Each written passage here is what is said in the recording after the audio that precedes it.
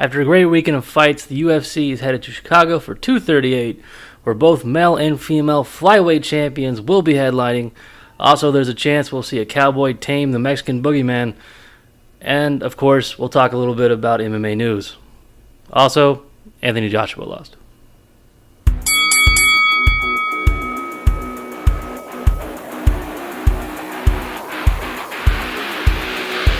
They're here.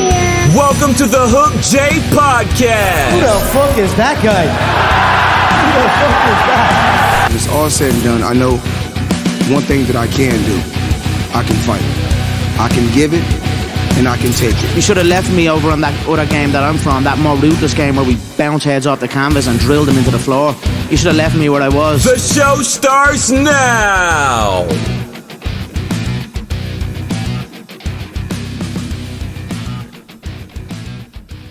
How's it going, guys, and welcome to the Hook J Podcast.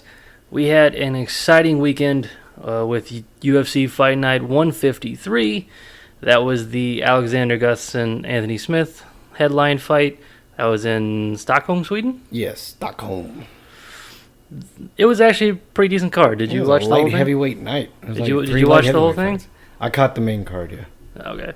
I wasn't able to catch the other one. It wasn't bad. I liked it. I watched the whole thing. So we had a couple interesting fights, a couple good finishes. Three people retired after that fight, or after that card. This is like the weekend to retire if you were an MMA fighter. 4 people that I've counted so far. Yeah, it was crazy this weekend. Yeah. So if you haven't, or if you didn't pay attention and you're watching or come here for the highlights, Alexander Gustafsson lost against Anthony Smith. It was, fourth round? Yeah, it was late. Yeah, it was a 4th round submission. Yeah. Was it arm triangle? It looked like it was a rear naked choke. I don't know what it was, but I know he choked him out. He looked like he was out cold. Yeah, it was a rear naked. There you go. Either way, afterwards, Gustafsson left his gloves in the octagon. That was his retire. Like, I'm done. It's over, guys. I think that's what his quote said, or it's finally over, something like that. Yeah, I think he said he was hanging it up, and in like a post-fight interview, he was saying kind of what we've been talking about for a while. Is like he didn't look like he had it in him anymore. Yeah, and he confirmed it. So, hey, we're 1 for 1 so far. And then Jimmy Manuwa, he lost brutally in the first round. Got head kicked into oblivion. Yes, he got crow-copped. Good Lord, Hard. man, he was. I don't know what he did a good maneuver to get away from it, but he dropped his arms, and it was a perfect setup. 1, 2, 3, and then he threw. It looked like he was going for a mid-level kick, and Manuwa dropped his arms to try to catch it across the chest, and he went high with it instead. Yeah. Boom, DC and John Jones all over again. Afterwards, he didn't retire right away. It was a couple days after we found out he's announced his retirement. He's like, I'm done. It was been a great ride. Well, he's been knocked out, 3-4 times in a row now? Yeah, it's been pretty consistent as of late. So I imagine he's like, I should probably find another avenue. Those were the 2 massive highlights from there. There was one more? Yeah, there was one other knockout early on in the prelims, and the Leonardo Santos, when he knocked out Stevie Ray. Oh, man, that was crazy. After the knockout, he left the ring and went straight to the locker room. Like the guy knocked him out? He knocked him out, knocked out Stevie Ray. He got excited, and he ran over to the cage, and as soon as they opened the door to come in to help him out, he ran out the cage and ran off to the locker room. He just looks like he's celebrating. Yeah. It's like, fuck you guys. Yeah, he was just celebrating. He was just excited, and it's crazy. Like, do you remember when Forrest Griffin got knocked out by Anderson Silva? Yeah. And then afterwards, they went to check on him. As soon as he was up, he was gone. Yep. Anything else out of that the previous fight week you want to talk about? No, the Stockholm card was pretty good. I don't remember anything really crazy happening over in Bellator, though. Nothing really interesting happened in Bellator. I don't think they had a card. No, I mean, like news-wise or... The only other thing I can think of that happened over the weekend was Anthony Joshua losing to what Stephen A. Smith calls an amateur, which is completely wrong. Yeah. Then again, it's Stephen A. Smith. The only thing he has any clue about is himself.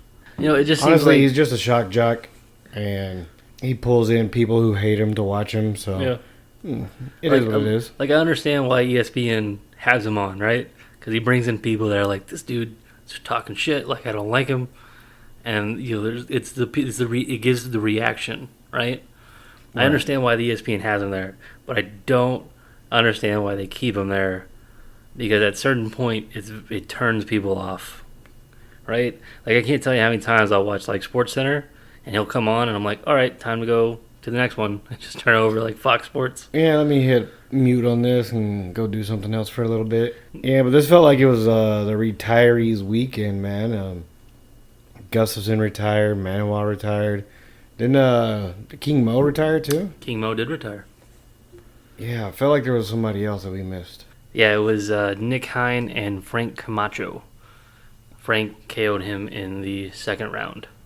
Yeah, that makes sense. I don't know, man. It kind of feels like all the European bloc guys over there, they got together and made a pact. All right, guys, if we get knocked out, we retire. Yep, that's exactly what it was. Before they announced the card, they all cut their hand and like shook hands like blood brothers. Yeah. It also felt like Gustafsson was trying to get out of it, but they were all standing around the cage looking at him. He's like, but it wasn't a knockout, it was a tap out. I don't know if Gustafsson's going to stay out. He may just be using some time. Until the person that says they're retired is out of the drug testing pool, I do not believe a retirement announcement. The only other news I can really think about is the Joshua fight, unless do you want to go into detail about that? Because I know we kind of grazed over it. We can talk about it. So did you watch it? I watched the final round. That's really the only thing you need to watch, is when Joshua actually lost. Yeah. For you guys who don't know, at one point during the fight, Joshua was doing fairly well. He knocked down, was it Ruiz? Andy Ruiz? Andy Ruiz. Knocked him down. Ruiz got back up and proceeded to beat him like a Cherokee drum for the rest of the fight, to the point where Joshua was very tired, and eventually in MMA it would be called a TKO. I'm not sure what they call it in boxing. It's technically a knockout, right? The ref did stop it. Yeah, TKO. So Joshua just got severely tired. You can see it in his face, in the way he was breathing. Exhausted. And Ruiz, still had a lot of energy, a lot of gas, and essentially just beat him. Like, I know we talked about Stephen A. Smith when he said all the stuff he said, and I thought it was funny that a lot of people were sort of on his side. They talked a bunch of shit about Ruiz before the fight, and basically called him an amateur on Twitter. If you follow it on Twitter right after the fight, everybody on Twitter and Instagram and everything were just like, oh, you got beat by a fat man, you got beat by a dude who's out of shape. I think it's funny that every time there's a big upset, it's generally against somebody who's out of shape compared to the world champ, right? It happened with Buster Douglas, right, which is probably the biggest upset in boxing ever, right? It happened with Tyson Fury and Klitschko, because Tyson Fury, that was back when he wasn't ripped, Right. And no one thought Klitschko was going to lose that belt. That was when Klitschko had the belt for 10 years, and you got this one, right? History repeats itself consistently in the heavyweight division. Yeah.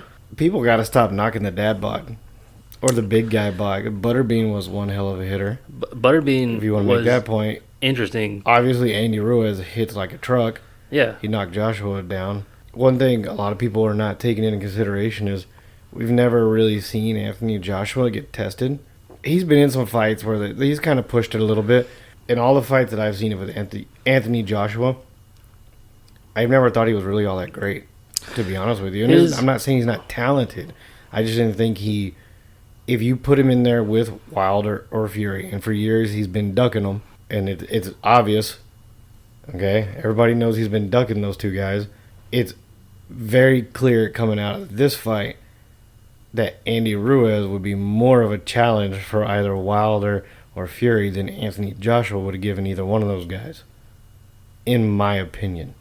Yeah, I feel that Joshua, even though he had the belt, I've never thought he was the best heavyweight. I thought he was a good rounded heavyweight. I think he's an above-average fighter. Yeah, I think he's a good rounded heavyweight. He's got a good jab. He moves around fairly good for a heavyweight. He was really good in his last fight against Klitschko. He did get knocked down at one point, I believe, or tested at least, but he did come back to win. I think he wasn't anything super special, which everybody looks forward to. Like in Fury or Wilder, they're like, there's something special about those two. Which we get to see the rematch early next year, which will be super exciting. And supposedly we get to see a rematch of Joshua and Ruiz in November. I think they're looking at now. Yeah, the contractual rematch clauses they build into those. They things. always do it in boxing. Maybe if he wins, we'll get to see the winner of Wilder Fury 2 versus him, which is something everybody wants to see. As you said, Joshua's been ducking the top guys for the longest time, and then he gets defeated by what most people would say isn't a top guy. Most people just wrote this dude off like, oh, it's just this one 33 dude. and 1. I don't know why you would write him off. Yeah, exactly. His professional career, and then 103 and 5. Yeah, in his amateur. Like, guys, it's because he's not a what name. are y'all doing? It's because he's not a household name. Everybody know Joshua. Yeah, no, I get it. It's just crazy, man. Fight game, right? It's boxing. Boxing is weird. Fight games like that, no matter what sport. It's just interesting to note that everybody in the media really wrote him off. They didn't do any coverage on the guy, really. It was all about Joshua and whether he was ready. They did all our interviews with him because he's the star of the sport, or of that fight at least. I bet you nobody can name anybody that fought on that undercard, right? Here's my question, though. If you're going to look at why Joshua lost, why did he lose? Was it Ruiz's power? Was Ruiz outworking him? Or was Joshua fatigued because of something he wasn't doing correctly outside of the ring? Did he stay up late? Did he party all fucking weekend? Well, did he do something out of the routine because he wasn't taking Ruiz seriously? Or did he take it seriously and he just got outclassed and something happened? It's no question that towards the end of the fight, Joshua was tired, right? You can see in his face. You can see why he got hit. But a lot of people are going to go, oh, it's because he didn't prepare right. But honestly, I think after Joshua knocked down Ruiz, right, he gets up and he starts throwing volumes at a certain speed, and he keeps that speed and he keeps that volumes. He never really slows down afterwards. It's kind of like Nick and Nate Diaz when they finally started picking up steam. They're not throwing it hard, but they're throwing them at a consistent speed. And I think that's what it was. Coming. Yeah, I think that's what it was. I think Ruiz just, as soon as he found his groove and he knew Joshua was slowing down, he's just like, I'm just gonna slowly step on the gas. Because after he knocked him down the second time, and he was like, oh, it's go time now. Like, I can finish this. You can tell he's like, it's full gas. And he got him in the corner and was just going for it. I mean, I'm not a huge boxing fan, but I do watch the big fights when they come on. I'm definitely going to watch the Triple G Canelo 3 if that ever happens, and some of the other big ones that are guaranteed to happen. But I don't know, man. I don't know if I really want to watch any Anthony Joshua fights. Unless he's going to go up against Wilder or Fury, I really don't care. It's not that he's not good. It's not that he's not talented. It's none of that. It's just because he's got a name of ducking the best talent for so long, nobody's interested in you anymore. Yeah. And because you did it, and now that you lost to Andy Ruiz, your name's stock value dropped. It did. It dropped so much. And I really think it's a shame because he is a very talented fighter, but I really can't vouch for him now. It's like, dude, I wasn't really interested in you because you were ducking these guys, and now I'm just not interested at all in watching your fight. I'm sorry, because I do like, boxing, kickboxing, all this stuff. I love combat, but I don't want to watch this guy. I think a lot of people were all sort of on the same side. And I think everybody's like, all right, now that that's out of the way, you get the third wheel out of the way. Unless he gets that belt back, no one's really going to look forward to it. With all the boxing stuff out of the way, let's dive into UFC 238 because that one is this weekend. So for UFC 238, we are going to do our picks, and we're going to release them out at the end of the week. We're going to try to do this for every big pay-per-view, every big fight card. It's going to be something that we're going to try to do that and keep track of it. And we'll see what happens. Maybe we'll put our belt back on the line we used to have. I don't know how that's going to work. But, yeah, we figured it'd be a fun thing to do, just to keep track, and you can, as a fan, track, maybe bet against us. Yeah, we're going to do our best to keep track of the bets, and if we're over and under, if we're doing 50% of them right or bad, because man, if we're bad at picking, we might not do this anymore. But we're definitely going to try to do some picks, and that'll be coming out later this weekend. So, but on this one, we're just going to talk about the upcoming fights, right? The big highlights, or what we think are going to be the highlights of the card. Interesting part about this card is it's nothing but good fights from the early prelims to the main event. I'm watching this thing. So with that being said, the fact that we have a podcast coming out on the end of the week with our picks, we're not going to get too in detail about all the fights. We're just going to go after the big ones, mainly the top 3. Cowboy versus Tony. You got the Bullet versus Jessica Ai. You got Henry Cejudo versus Marlon Moraes. I always mess up his name. This whole card is stacked, actually. I mean, from the early prelims all the way up to the main event. And there's really only like 1 or 2 fights that I'll probably get up to go take a bathroom break in somewhere. If we're going to start out with just those 3, the Tony Ferguson and Donald Cerrone fight should be the one that really sets up the main event and co-main event, because, man, Cerrone right now is on fire. Yeah. And T. Ferguson coming off of kind of a layoff. Not really a layoff, but he just took some time off to get his head straight and get his health back in order. And he fought Pettis last, right? Yep. Him and Pettis had a really nice blood show. Yeah. He cut open Pettis. That's how they stopped. No, yeah. Pettis broke his hand. That's what it was. That's why they stopped the fight. His corner did. But it was a nice, bloody fight. T. Ferg is always entertaining to watch. I mean, he throws some pretty dynamic stuff. He's vicious with elbows, and if he's on his back on the ground, it's lethal. See, the interesting part about this fight going into it is that Tony's been tagged a few times in his career, so we know he can get hit, and he will get hit at some point in time. The question is now, can he get hit from Cowboy and sustain, like still be able to move around? Because Pettis hit him pretty damn hard, and it rocked him. Tony was able to recover and come back to win the fight. So my question is, can Tony handle the range of Cerrone? Can Cerrone handle the pressure Tony puts on him? And if it goes to the ground, how is that going to work out? Because Cowboy's they're both really good on the ground. Cowboy's good on the ground. It's very underrated in that department. Look what he did to Perry recently. Yeah. Tony, he's amazing on the ground. But how is it going to work out? This is a very complex puzzle we're looking at. I've been watching Cowboy fights since WEC, Strikeforce, back when he was just, Cowboy Cerrone. Like, he didn't have a name, back when he was fighting like 13 times a year. Yeah. Now he's down to like 14. Anyway, I did get worried in his last fight, though, with Al Iaquinta, because he looked a little stiff in the shoulders, and he was taking more jabs than he probably should have. So if Tony capitalizes on that, we might have a different situation. The one thing I've noticed the entire time I have been watching Cowboy, when he gets comfortable in there, like usually it takes a couple of seconds, but when he gets comfortable, when he's like, okay, he's in this weird flow state, then you can't really stop him. However, if you compromise Cowboy in any way, say it'd be like emotional, like when he fought Nate, and Nate really got in his head, or if you kind of throw him off his groove when he's like trying to push forward and you're keeping him back, that if you throw him off just a little bit, it can disrupt that flow state. You can't discount him at any point. Like, it's like he snaps in and out of it at certain points. If he finds just an area of being comfortable, then it's over. Yeah, the second Cowboy's comfortable. It's a whole different game. The different side of the coin, you got Tony Ferguson, who seems to thrive in chaos, because when he's getting, when it looks like he's getting his ass handed to him, he comes back with something. He gets hit and rocked with Pettis, and he just rolls out of it.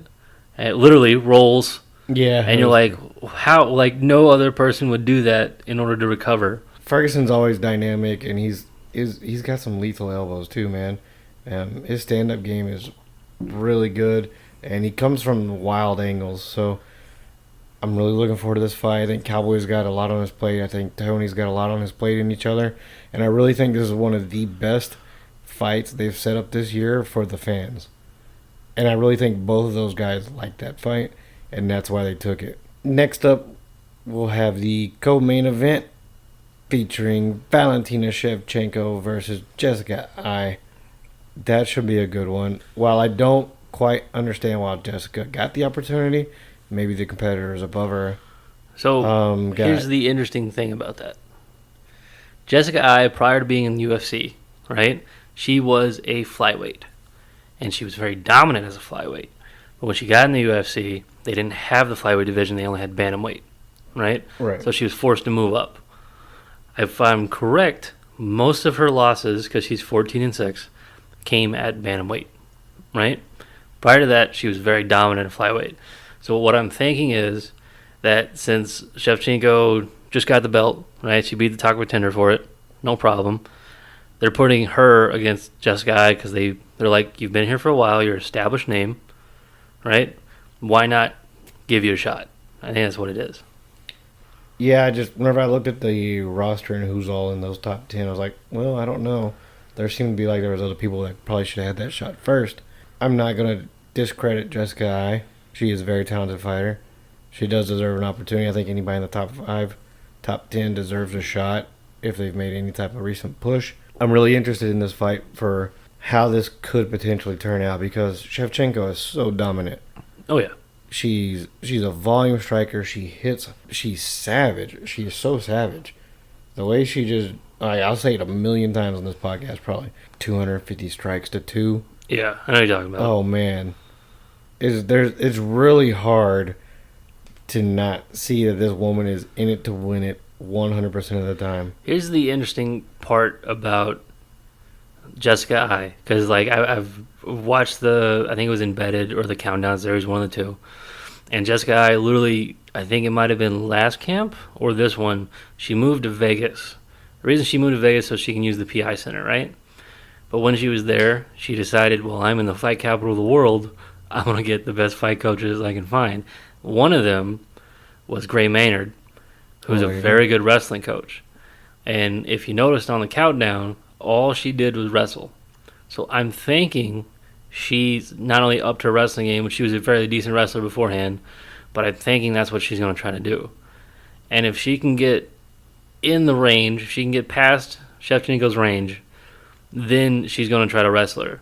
And if that's the case, because if she decided to step up her wrestling game, then it's a possibility that's what we might be seeing going into that fight, is Jessica Ai trying to take down Shevchenko when she can, and then being successful. I guarantee you what would probably happen on the takedown is they go for a tie-up, right? Like maybe just a clinch, and you won't see a single leg. You'll see her try to like reap the leg, like sweep it from the clinch and take her down that way. So that's being very popular, and as of late, a lot of people don't seem to think about that because they're used to trying to defend the shoots, the takedowns, like a single or a double. They don't really go for that reap of the leg there, that sweep. Mm-hmm. It's being more and more used. Like Zabit uses it, Cejudo uses it, even DC uses it every now and then. Hey, what works, right? So I'm pretty sure that's what she's going to try to do, is just take her down and then be on top of her and try to win it from there. But you got to get past, the 1,000 different shots that she's going to throw at you. I'm really looking forward to that fight, and because it's a co-main event featuring the women's flyweight division, there's a lot of other female fights on the card, which are very notable. We'll talk about in our other podcast, but getting over that one, we have the main event, which is Henry Cejudo versus Marlon. It's going to be a fairly decent fight, I think, going into it. Henry Cejudo, of course, is going up in weight. Marlon being the number one contender at bantamweight. Between the two, I can't really decide what's going to happen. It's very hard to decide between, a guy going up in weight and being the greatest flyweight to ever have the belt, and the guy who's number one, who could possibly just dominate most of the fighters.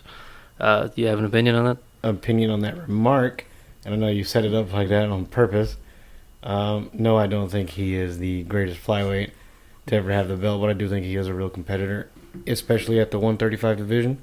I think he's a true 145er, Henry is, and I think Marlon, in this case, is going to put up a really good fight. His striking is just as fast and powerful, if not faster, than Henry himself. and with our Friday video coming out. Thanks for listening. Follow us on Twitter at HookJP and at HookJustin. Thank you guys. Thank you for listening to the Hook J Podcast. Hope you enjoyed today's show. See you next episode. Sometimes you've got to do what's right for you and not do what's right for everybody else.